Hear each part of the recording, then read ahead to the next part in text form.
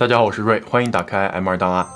这些年啊，求职类的真人秀越来越多了，什么令人心动的 offer、初入职场的我们、闪闪发光的你，这些综艺啊都取得了不错的收视率，让人不禁想起曾经国内有一档最火的求职节目《非你莫属》。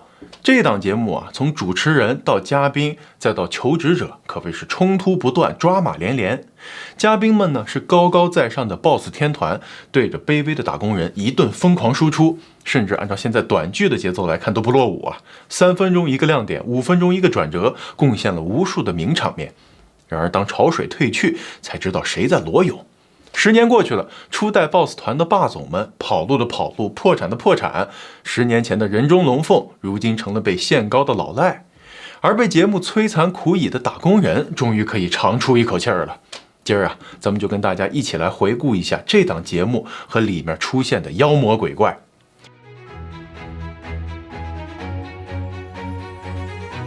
2010年10月30日，求职类综艺《非你莫属》在天津卫视开播，由12名企业高管组成的 boss 团成员对求职者满意的留灯，不满意就灭灯。这种方式啊，跟同年的现象级婚恋真人秀《非诚勿扰》有点类似，直击国人的另一个热点话题——就业。非你莫属的主持人呢，不仅是有国民度，而且本身就自带争议。第一个是央视名嘴张绍刚，善用于一脸慈祥的微笑掩盖他的腹黑毒舌，不知道是为了节目效果还是本性使然，在台上呢怼天怼地，千方百计的刁难求职者，造出了大量的热梗。2013年，张绍刚退出，前央视嘶吼派掌门人黄健翔上任。2014年，黄健翔因为身体原因也退出了主持，由节目里的观察员涂磊接棒，最后固定的主持是天津卫视自家的大卫。这档节目啊，前期水花很大，引起过不少争议。但是呢，在张绍刚下线后，没有那么多的爆款场面，慢慢的就被大家遗忘了。令人意想不到的是啊，这节目的生命力居然如此之顽强，这么些年了，居然一直在播。回看第1期，这个节目制造的冲突效果放到现在就很能打，直接找来了护士们的女主角。老网民啊，可能还对护士们有点印象。就是在2010年9月，网上流传着一组大连某医院一名护士的性感照片。其实放到现在来看啊，也没啥的，但是在10几年前那可是一下子就触发了网民的沸点。女主外号呢叫仙女燕燕，上节目的时候呢也穿着性感的连衣裙，露着一双大长腿。节目宣言是：如果漂亮是一种罪，我已经罪恶滔天；如果气质是一种错，我已经一错再错；如果智慧要受惩罚，我岂不千刀万剐。在节目中啊，仙女燕燕说想找一个文职工作。大家好，我叫苏艳莹，也可以叫我仙女燕燕，我是来自辽宁大连的，我曾经是一名护士。由于在网络上我的一些护士照片广泛的传播，使我丢失了护士的工作。可是才艺展示的环节呢，却来了一段火辣的舞蹈，一下子就引发了巨大的争议。有人批判她庸俗，有人当场吐槽她只是漂亮风骚。最后啊，没有一个 boss 留灯。除了仙女燕燕，来求职的还有傲娇海龟、退休大姐、央视编导和美甲 boy。从这个阵容来看，选手们是不是来求职的，似乎已经不重要了，反正节目效果拉满了。张绍刚的主持风格呢，也日益向毒妇进化。boss 团成员掌握了怼得很才能出圈的流量密码，如愿获得了知名度。除了在制造矛盾上煞费苦心，在求职者的选择上也不难看出节目组对于流量的渴望。典型的代表呢，就是网红鼻祖毕哥。毕哥呢叫焦双喜，是以恶搞重口味博出位的初代网红。2006年在网络上发布毕哥的1天系列视频，从此风靡网络，被奉为抽象导师。嚣张是吗？我告诉你，你打人你别打我脸，你骂人你别骂我妈，你吐口水你别扒我衣服，听清了吗？一上节目啊，毕哥就给大家来了个经典连招丝滑贯口。但是在节目中，张绍刚一直打断毕哥的话，明里暗里瞧不上他，被观众怒批爹味太重。boss 团呢也没闲着，就毕哥的低俗问题当场直接吵开了。谁成想，时隔2年，毕哥返场复仇，把张绍刚啊快给整 emo 了。后来啊，毕哥还参加了《今天我主持》，名气大涨，还参加了3次超级演说家。演讲的主题呢，不再三俗，而是挺煽情。同时啊，毕哥的咆哮体更加炉火纯青，咆哮帝马景涛来了都得退避三舍。对，你不知道。非你莫属被骂得最惨也是最具争议的一期啊，史称晕倒门，怎么回事呢？2013年5月20日的节目中，求职者郭杰是海归留学生，在法国生活了10年，拿到了国际旅游学硕士、社会学本科和导演系本科3个文凭。张绍刚啊就 Q 到 BOSS 团中会说法语的尊酷网创始人文怡，让他跟郭杰进行法语交流。其实啊，这2个人的沟通并不顺畅，这就引发了张绍刚声称要现场打假。BOSS 团呢也对郭杰的真实学历、法语水平都表示质疑，一起围攻他。文怡在看过了郭杰的学历证书之后，甚至说上面写的这个 BAC5连本科都不算，只能算是专科。这个时候啊，求职类真人秀史上最戏剧的一幕出现了，郭杰脚下一软倒在了台上，张绍刚呢却揪着他的衣领问：“你是在表演吗？”那个小伙子，你刚才说的那个专业里面没有。哎，你是在表演吗？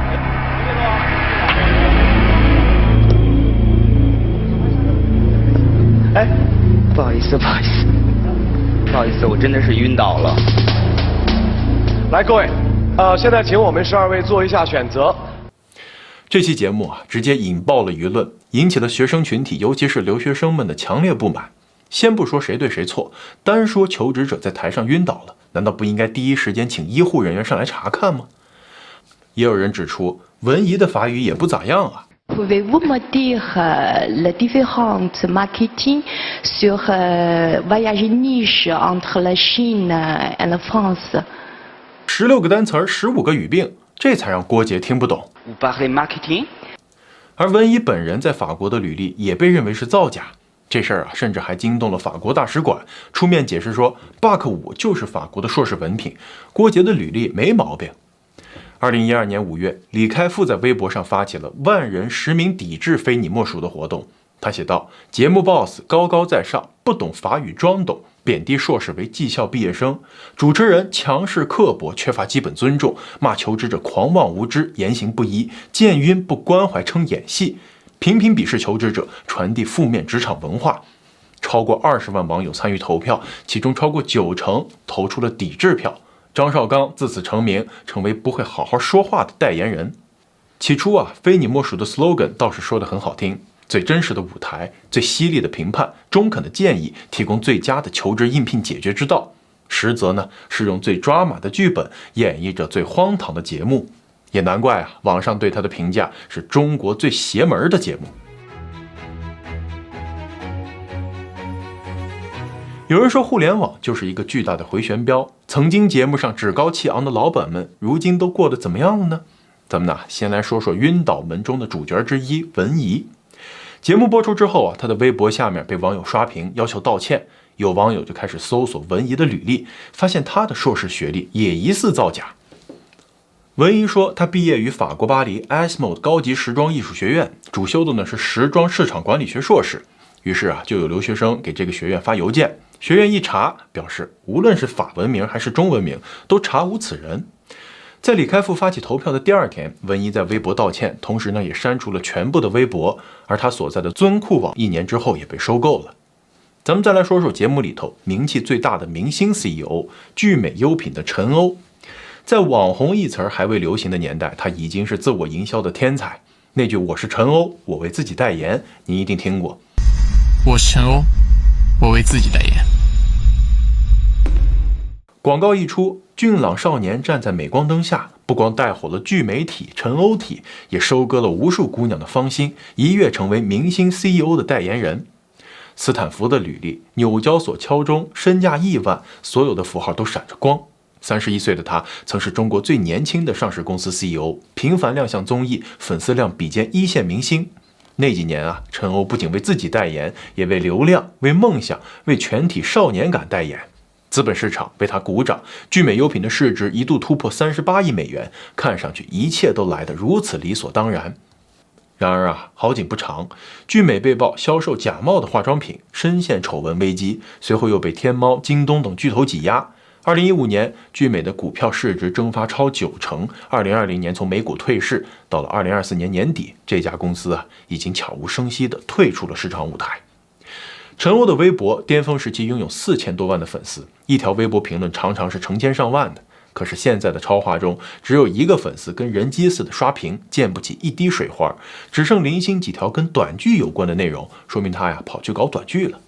曾经发过的无数张自拍帅照，可能要永远留在私密相册里了。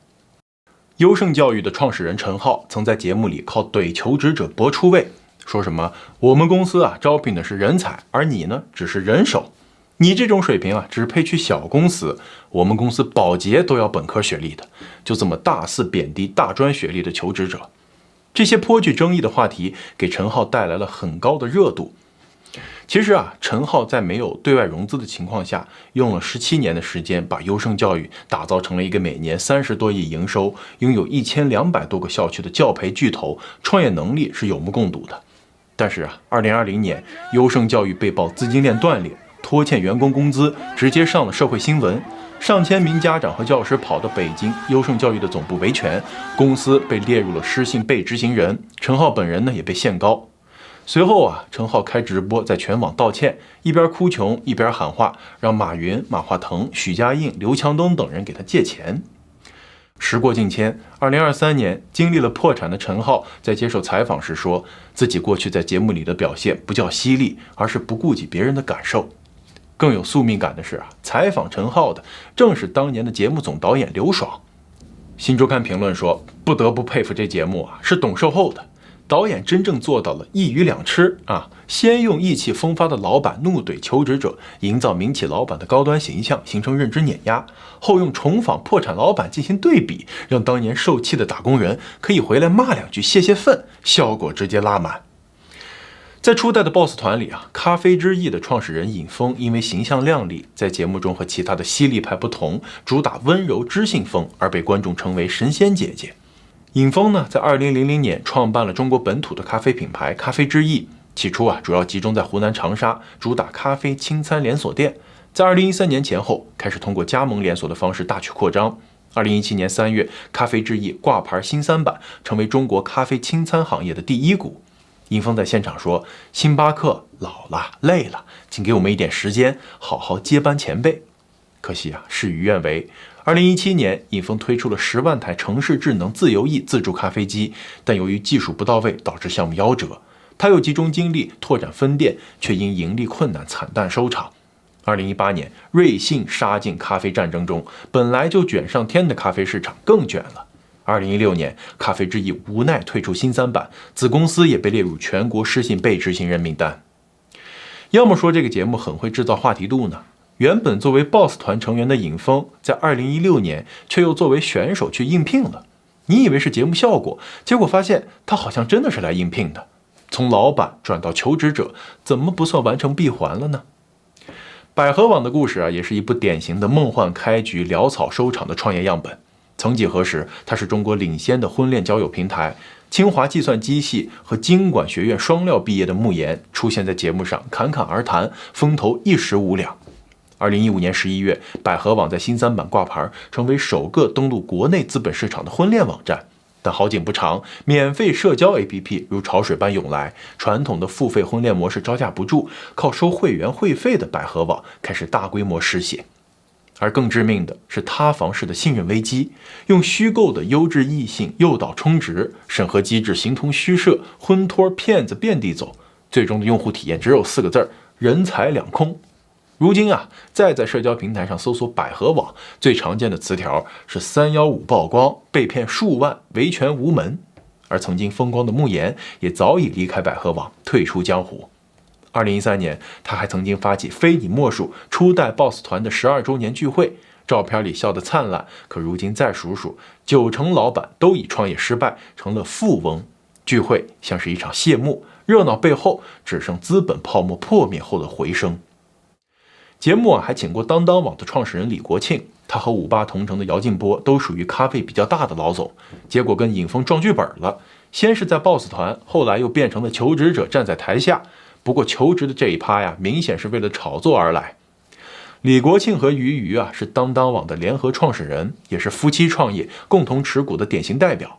但正因为权力和股权拉扯不清，闹到最后撕破脸，李国庆干脆带着几个大汉亲自上演了一场大型武打动作片《抢公章》。2019年到2020年，李国庆从接受采访时的摔杯事件起，直接给全国观众上演了一出和前妻俞渝互撕的狗血连续剧，家暴、出轨、同性恋、梅毒这些字眼啊，一度让李国庆挂在热搜上久久下不来。这种出圈方式也是没谁了。网友甚至给这场离婚大戏取名庆余年。李国庆说啊，自己白天把章子绑在裤腰带上，晚上放进被窝里睡觉。网友调侃他是一招抢公章，10年系裤裆，结局则是喜提刑拘，堪称商战历史上的奇观啊。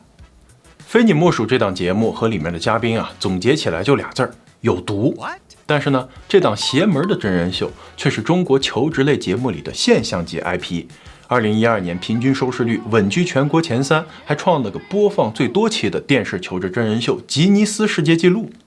可以说啊是真人秀，也可以说它是一场热闹的流量秀，甭管几分真假，噱头有了就成功了。如今看来啊，曾经不可一世的 BOSS 团大佬们在节目中呢，多少是有些失态了。经过时间的沉淀后，这些人均世界500强的精英们悄然退场，从颐指气使变为查无此人。而近年来啊，活跃在大家视野中的企业老总们正在面临一场荒诞又严肃的转型。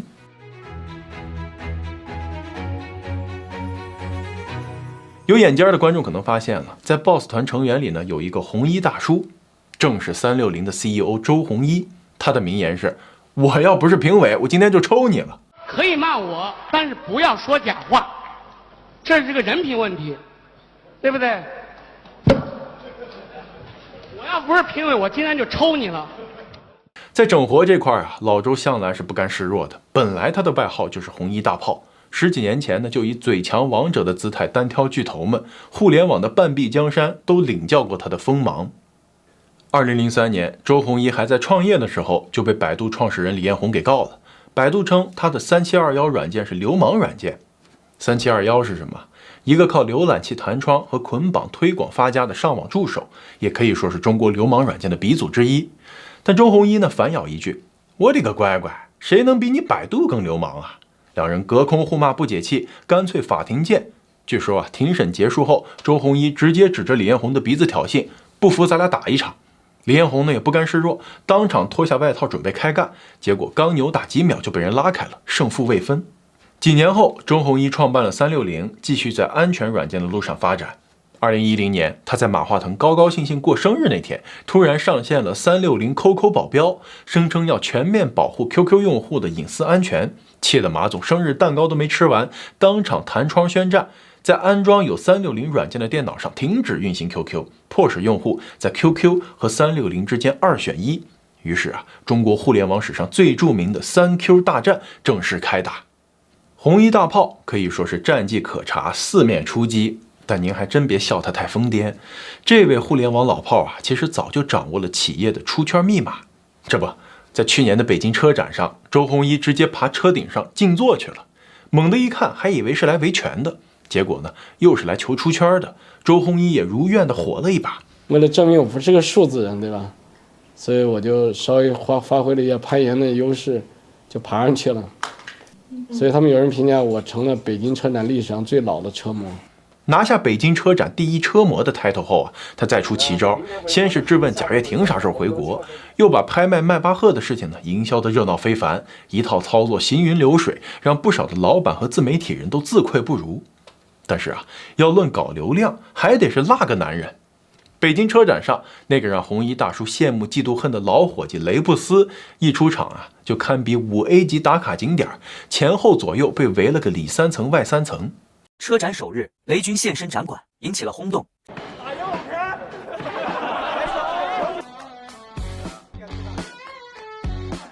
陪我逛车展累不累啊？雷军在官宣小米造车之后，一系列的营销运营之下，流量又上了一个台阶儿。随着网友的考古，非但没挖到他什么黑料，反而被他的经历狠狠折服，称他是当代爽文第一男主。身高181，700分的高考状元，人生低谷里银行卡只有冰冷的40亿。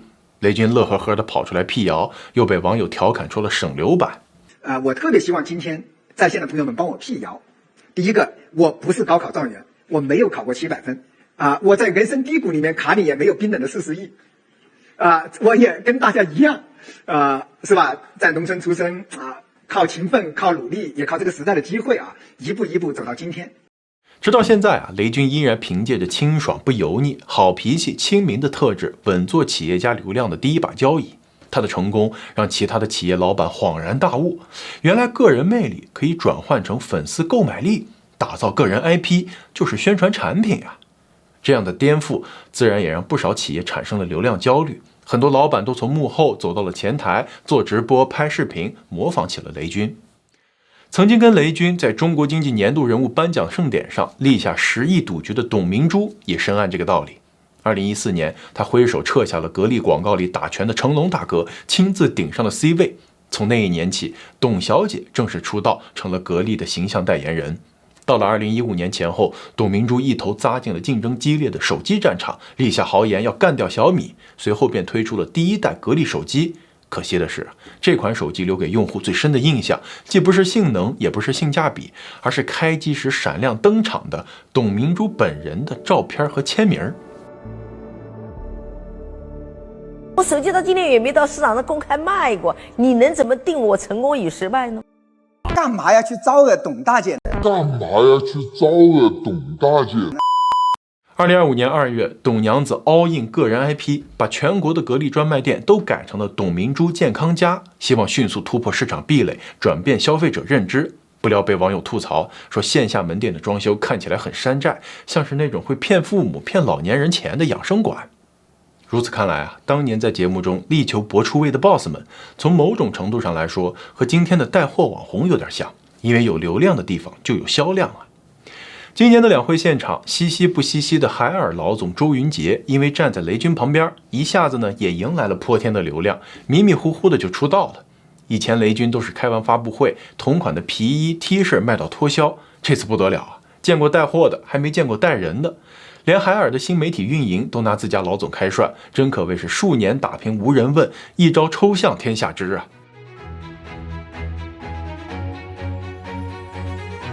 对于大部分的打工人来说求职节目中的精英 boss 们是大家向往的职场目标，他们事业有成，年轻多金，观众们也能从形形色色的求职者中看到自己的影子。可是当这些节目失去了真实性的根基，频频制造噱头和狗血情节，成为了一出博取收视率的闹剧，它又有什么现实意义呢？其实在荧幕下的真实职场中，抓马的戏份并不比真人秀少。咱们刚说完百度副总裁谢广军教女无方，2024年5月，百度另一个公关副总裁瞿静就凭着真人快语把自己拱上了热搜。原因是他在个人短视频账号中的言论实在是太过逆天，大谈企业的狼性文化，经典语录有：我为什么要考虑员工家庭？我又不是他的婆婆，我又不是你妈，我们的关系就是雇佣关系，员工闹情绪辞职，我秒批。为什么要考虑员工的家庭？我又不是他的婆婆，我主要需要考虑的是他能不能在他的岗位及时的给我交付结果。我又没有要求他周末陪着我出差，我也没有违反劳动法，不能支持你不支持你，请辞职我秒批。而且我根本没有义务去了解你哭了还是没哭，吵架没吵，这不是我作为主管该关心的事情。我不是你婆婆，我也不是你妈，我只关心这个结果我们的关系就是雇佣关系。这一堆虎狼之词说出来，立马在网上引起轩然大波，大家惊呼：我们打工人的命也是命网友们还考古到胖东来的网红董事长于东来破口大骂资本家的名场面，对比之下高低立现，说你不把你企业的员工当人看，员工怎样能跟你去奋斗呢？跟那资本家呀，挣个钱光装到自己那兜里去，体现我多有钱，我多少财富，几百个亿、几千个亿。其实这些人是什么人呢？是内在的懦弱、虚、傻逼。从履历上来看其实瞿静是个不折不扣的女强人，毕业于中国外交学院，曾任新华社中央新闻采访中心记者。2015年入职华为，是华为公共及政府事务部副总裁兼中国媒体事务部部长。2021年从华为跳到百度，任百度公关副总裁，相当于是公关的1号位了。瞿静本来是想打造霸道女总裁的人设，没想到原地翻车。按理来说，她在危机公关和处理媒体事务方面是强项但却因为职场爆言的迷惑行为，竟然把自己给公关凉了。有人认为现实就是这样，有钱的公司谈钱，没钱的公司谈感情，人家只不过是说了实话而已，错的是不该在公开场合说。对这件事呢，看法是见仁见智的。不过这百度啊，前有凤雏瞿靖，后有卧龙谢广军，可能全世界最睡不着觉的就是李彦宏了。除了百度这种奇葩的企业文化，更奇葩的公司和老板比比皆是。演员张萌曾经在节目上自曝，说自己半夜3、4点还在给员工发消息，如果早上7点钟还没收到回复，他就会批评员工。被骂上热搜之后，只能出来乖乖道歉。我3、4点钟还在给我的员工发微信，天哪！但是他们可以不回啊。然后他们说最害怕的就是我3、4点钟发了一个任务之后，早上7点钟问他说，我已经发了4个小时了，你为什么还不回？然后别人就在想说，我7点钟还没醒，老板。管理者的践踏让打工人身心俱疲，再强壮的牛马也经不起996的压榨。上班非但没有提高我的收入，还降低了我的素质。那真是月薪2500，命比咖啡苦；月薪3800，拿命往里搭。怎么办呢？欲哭无泪的打工人只能剑走偏锋。去年啊，社交媒体上兴起过一阵克领导玄学，什么 Tiffany、梵克雅宝、卡地亚都成了克领导大法。为什么呢？ Tiffany 就是踢翻你，梵克雅宝就是防克雅宝啊，既能提升好运，又能防别人克自己。卡地亚呢，出名的那个钉子戒指有招财和防小人的功效，据说呀，好些热门款都卖空了。觉得这些首饰太贵不舍得买怎么办呢？领导比较垃圾，假的就够用。除此之外，还有更便宜的回形针大法，感兴趣的朋友们可以去搜搜，评论区那是相当精彩。打工人经常自我调侃，看似情绪稳定，实则已经疯了。确实啊，这一届年轻人的日子真的不怎么好过。都说00后是人间清醒，老一辈没苦硬吃的时代过去了，现在是没福硬享的时代。很多00后的口号是生活苦短，只想偷懒，努力不一定成功，不努力一定轻松。这些看似玩世不恭的自嘲中，其实夹杂着深深的无奈。这几年大家有目共睹嘛，经济环境和就业形势都不景气。随着一年接一年的毕业季的到来，求职成为了00后的第一要务。与80后、90后相比，初入职场的00后更加洒脱。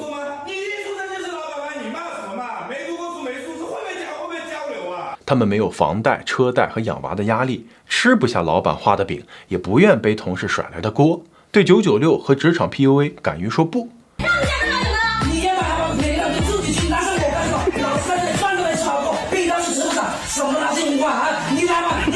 好家伙！每个老板都深知一个道理啊，70后请假呢是因为父母不舒服，80后请假是因为孩子不舒服，90后请假是因为自己不舒服，而00后请假是看你不舒服。00后对于工作的态度呢，就是入职后干得不开心了，连夜写辞职报告；离职了又焦虑，24小时刷招聘软件。对于他们来说，世界上最恐怖的2件事就是工作和没工作。前2年还流传着6句箴言：领导夹菜我转桌，领导讲话我唠嗑，领导开门我上车，领导喝水我刹车，领导拿麦我切歌，领导听牌我自摸。在 HR 通知清明假期不放假的时候，头铁的00后在工作大群里面提出惊世骇俗的问题：为什么？老板是没有祖坟吗？堪称职场爽文啊！眼下呀，工作越来越不好找了，整顿职场的风气过时了，年轻人学会了审时度势，用心做一枚职场狗王。很多过来人都觉得，不是现在的工作不好找，是年轻人太挑了，心态太浮躁，宁愿在家里躺平啃老，都不愿意去找个班上。是，但也不是，因为00后的要求啊，可能还真不高。他们要求的只是五险一金、双休，不要经常加班。可是现实呢，在招聘市场中，这种正常点的工作都很难找。打开 Boss 直聘，以为在看魔幻片，公司的用人要求堪比奥特曼、葫芦娃和哆啦 A 梦3合1，一看薪资待遇，差点以为是在贩卖奴隶。为什么最近几年找工作越来越难了呢？咱们可以来看几组数据。2022年，中国大陆高校毕业生人数呢是1076万人，首次超过1000万。到了2025年，高校毕业生人数预计达到1222万人，同比增加43万，创历史新高。这就意味着同一个岗位会越来越卷，招聘的门槛也会水涨船高。往年还招一招本科生的企业，现在可能只要985、211的硕士了。在全球经济都复苏缓慢的情势下，国内的部分行业就面临着裁员、降薪、降本增效的局面，年轻人求职更加雪上加霜，只能加入考公、考研、考编的大军。可是啊，就在这种情况下，偏偏还有些网红要跳出来抖个机灵。60秒视频广告报价35万的羊毛月，吃尽了互联网红利，却阴阳怪气的讽刺00后找不到工作，别说整顿职场了，连职场压根都进不去，还想来跟自己抢网红生意的饭碗。这人呢，本来想来个凡尔赛啊，炫耀一下自己有多牛，结果直接光速塌房。羊毛月跟哪里贵了的李佳琦如出一辙，靠粉丝发家致富，钱包鼓了，却又看不起粉丝了。他们这种人啊，根本没资格嘲笑那些努力生活的人。如果说80、90后的职场像战场，打工人得兢兢业业、步步为营，搞得班味重的能养活10个邪剑仙，那么00后的职场就像是凡人修仙传，肩扛付费上班的修行包，脚踩倒贴实习的风火轮，在人生的旷野和轨道上摸索着自己的出路。不过啊，我们想说的是，职场上的人情世故不完全是委曲求全，工作也不仅仅是我们赖以谋生的方式，而是自我实现价值的一个重要方面。